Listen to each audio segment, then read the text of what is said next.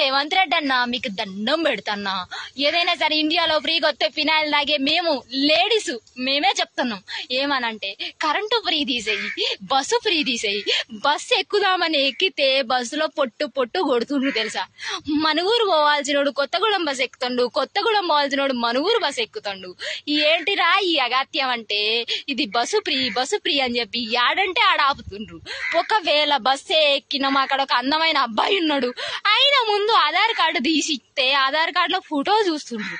పోనీ సరే ఇదంతా పక్కన పెట్టి సరేలే మనం ఏదో ఆధార్ కార్డు ఫ్రీ ఇచ్చిండు అని చెప్పి ఎక్కేసినాం అనుకో, ఇది ఫ్రీ టికెటా, దీని బతుకు టికెట్ తీసుకోవడానికి కూడా పైసలు లేవా అన్నాడు చూస్తుండ్రు.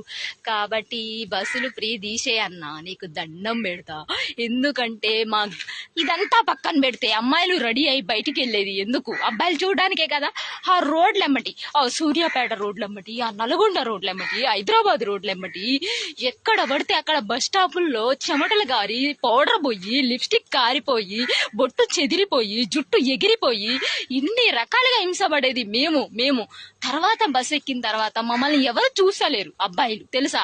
ఇది ఉన్నదే ఎండాకాలం అంటే మా ఫేసులు ఇంకా కర్రీగా కాకిరెట్టలాగా అయిపోయి మమ్మల్ని ఎవరు డేక్తలేరు బ్రో. రేవంత్ రెడ్డి బ్రో మీకు దండం పెడతాం బ్రో. ఆ ఫ్రీ బస్సులు తీసేయండి బ్రో, ఫ్రీ కరెంట్ తీసేయండి బ్రో.